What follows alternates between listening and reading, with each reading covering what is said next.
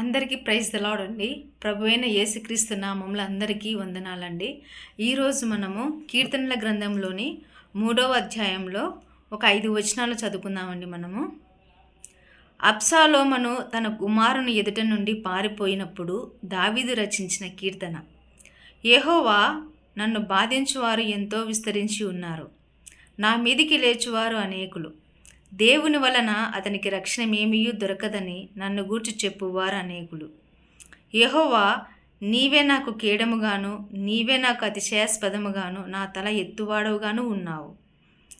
ఎలుగెత్తి నేను యెహోవాకు మొరపెట్టినప్పుడు ఆయన తన పరిశుద్ధ పర్వతం నుండి నాకు ఉత్తరమిచ్చును. యెహోవా నాకు ఆధారము కావున నేను పండుకొని నిద్రపోయి మేలుకొందును. ఈ వాక్యం విన్న ప్రతి ఒక్కరికి వందనాలండి.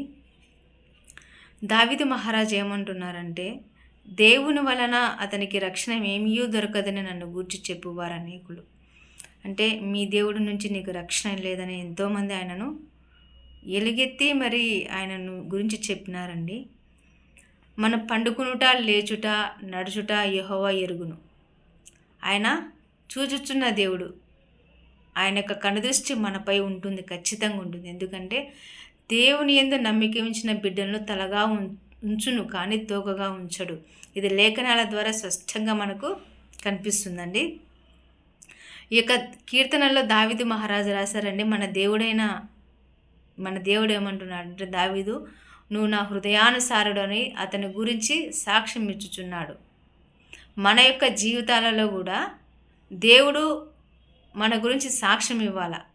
ఈ బిడ్డ నా సువార్త నిమిత్తం ఈ బిడ్డ వాడబడుతుంది అనేసి మన గురించి కూడా దేవుడు సాక్ష్యంగా ఇవ్వాలని, అలాంటి బ్రతుకు మనం బ్రతకాలండి. ఖచ్చితంగా క్రైస్తవులుగా ఉన్న మనము రోషంతోనూ ఎంతో రోషం కలిగి జీవించాల. మన యొక్క జీవితాలలో ఎవరు కూడా మనల్ని ఏలిపెట్టి కూడా చూపించకూడదు మన యొక్క జీవితాన్ని. ఆయన ఏమంటున్నారంటే, ఎలుగెత్తి నేను యెహోవాకు మొరపెట్టినప్పుడు ఆయన తన పరిశుద్ధ పర్వతం నుండి నాకు ఉత్తరమిచ్చును.